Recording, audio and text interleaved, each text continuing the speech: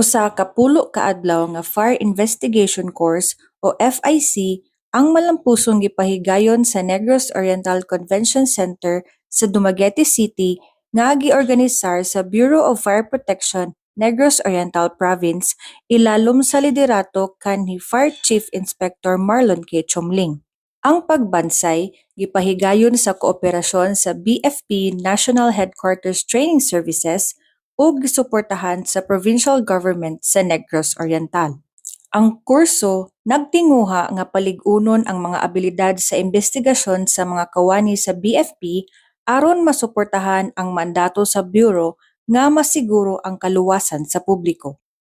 Ang seremonya sa pag-abli gipanguluhan ni DILG Provincial Director Farah Diba Gigentuya, isip guest of honor ug speaker, uban ni FAR Senior Superintendent Joan E. Vallejo, ang Chief of Training Services sa BFP NHQ nga opisyal nga pag-abli sa kurso.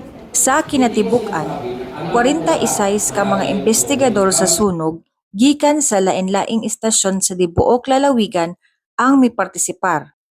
Gidumala sa mga eksperyensyadong instruktor ang mga partisipanteng nag-agi og intensibong modular nga pagbansay nga naglangkob sa pag-turnover og pagsiguro sa lugar sa sunog, pagdumala sa ebidensya, pag-interview sa mga testigo, pagsulat sa report ug pag-file sa mga angay nga kaso.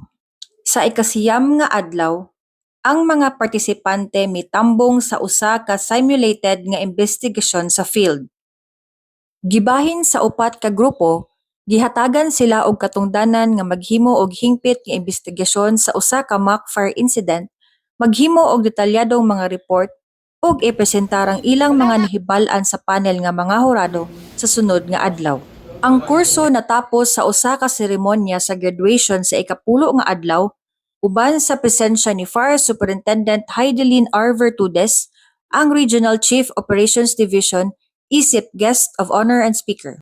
Kini nga malampuson nga inisyatibo nagpakita sa padayon nga paningkamot sa bureau sa paglambo sa kapasidad ug sa lig-on nga pakigtimbayayong niini sa lokal nga gobyerno sa paglambo sa usa ka komunidad nga maluwas sa sunog. Alang sa BFP TV, madasigon alang sa kaluwasan sa publiko. Kini si Fire Officer 1, Fresha Almendral.